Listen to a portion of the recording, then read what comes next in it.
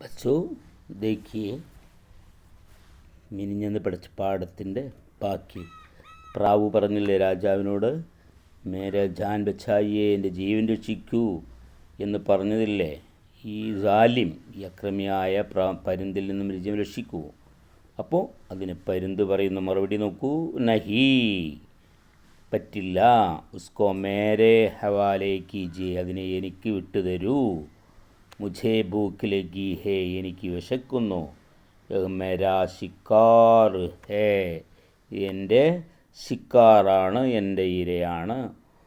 ഇസ്കോ ബച്ചാനെ കാ ആപ്കോ ക്യാ ഹക്ക് ഹേ, ഇതിനെ രക്ഷിക്കാൻ ആപ്കോ ക്യാ ഹക്ക് ഹേ, നിങ്ങൾക്ക് എന്ത് അവകാശമാണ്.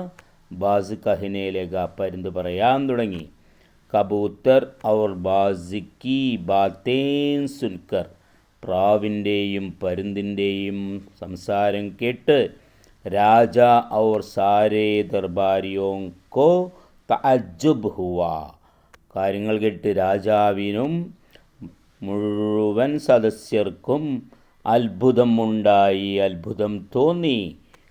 Todi there K ബാദ്, Todi there K ബാദ്, അല്പസമയത്തിന് ശേഷം രാജാനെ മുസ്കുരാക്കർ ബാസ് സേ കഹ, രാജാവ് പുഞ്ചിരിച്ചുകൊണ്ട് പരുന്തിനോട് പറഞ്ഞു.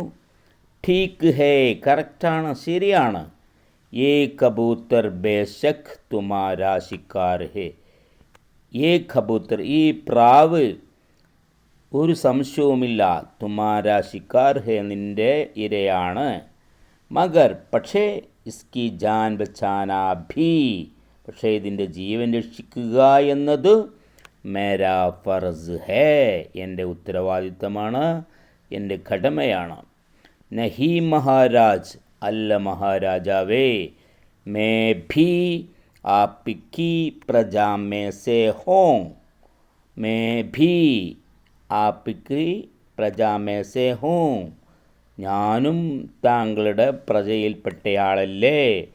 മേരി ഭൂക്ക് മിട്ടാനാ ഭീ, മേരി ഭൂക്ക് മിട്ടാനാ ഭീ, എൻ്റെ വിശപ്പടക്കുക കൂടി ആപ്കാ ഫർസ് ഹേ, താങ്കളുടെ കടമയാണ്.